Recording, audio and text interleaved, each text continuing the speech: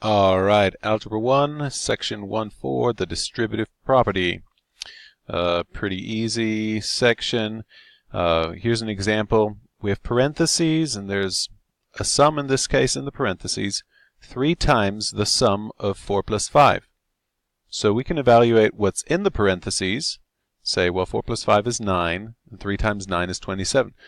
There's another way I can solve that. I could say, well, I could do 3 times 4, and 3 times 5.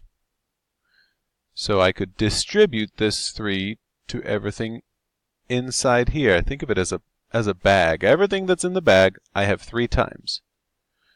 So if there's a 4, now there are 3 4s in there. If there's a 5 in there, now there are 3 5s in there. That would give me 12 plus 15, and that also gets me 27. So the distributive property means take what's on the outside of the parentheses and multiply with everything inside the parentheses. So A times B and A times C. It doesn't matter whether that factor is in front of the parentheses or whether it's behind the parentheses. Now, I recommend always start with the first factor. So you go A times B, and then A times C. So we're not going backwards. Same thing goes for subtraction, and this is where the order matters. That's why I say we have to start with the first term inside the parentheses. So A times B first, and then A times C. So, simplify this. We get 3 times 4m, and then minus 3 times 7. Now we can multiply 3 times 4. That gives us 12m and minus 21.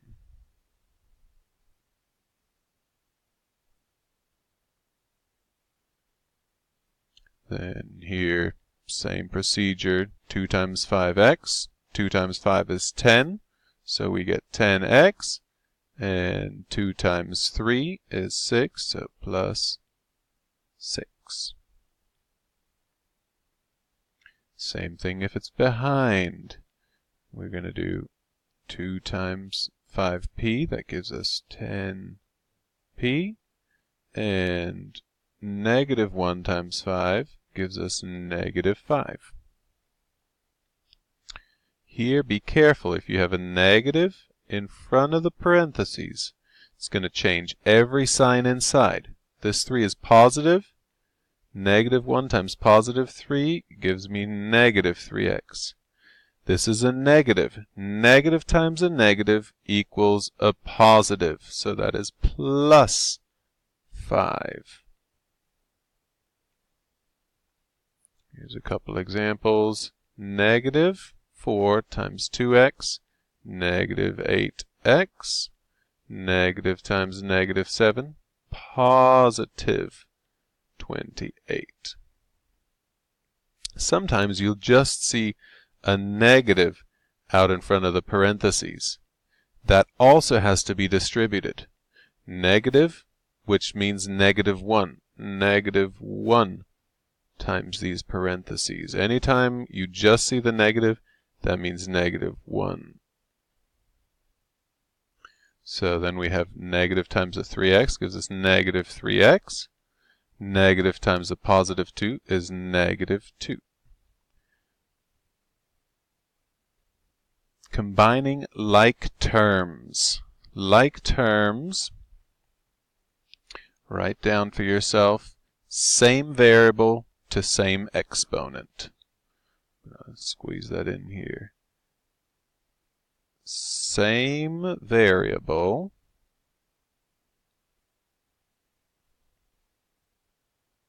to same exponent.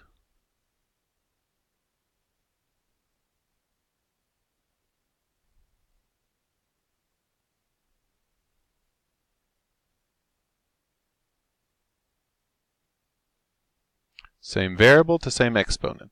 So here we have like terms, x and x, same variable. The coefficient doesn't matter, whether it's positive or negative or anything else. Same variable, y and y, and same exponent. Very important. Not a like term would be 5y and 5y squared, because here we've got the square, and there's no square here. So these two would be different. Same thing here. Same variables, x and y.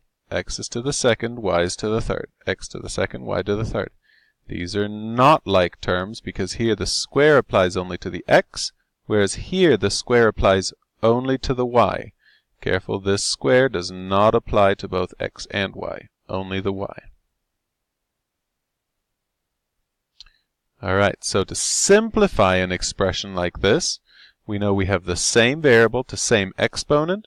That means I can just simply combine their coefficients. That'd be 3 minus 8, which would give me negative 5, and I keep the variable term the same, if this would work. X squared. Simplify this. Now we're going to combine like terms. Here this is a negative x. That means negative 1x. I'm going to combine that with a negative 5x. They're both negatives. There's 5 negatives here and 1 negative there. That gives me a total of 6 negatives. Negative 6x. And then here I have these two that go together. They both have the same variable, so plus 9y. In this instance, this is t squared. There's no other term with an exponent, so that goes by itself. Simplify that, keep that by itself. Now I have positive 3t and negative t. Put a 1 there. Anytime a variable doesn't have a coefficient, put a 1 there. 3 minus 1 gives me positive 2t.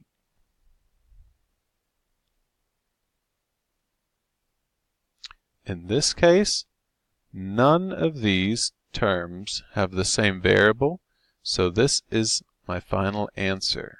That is simplified.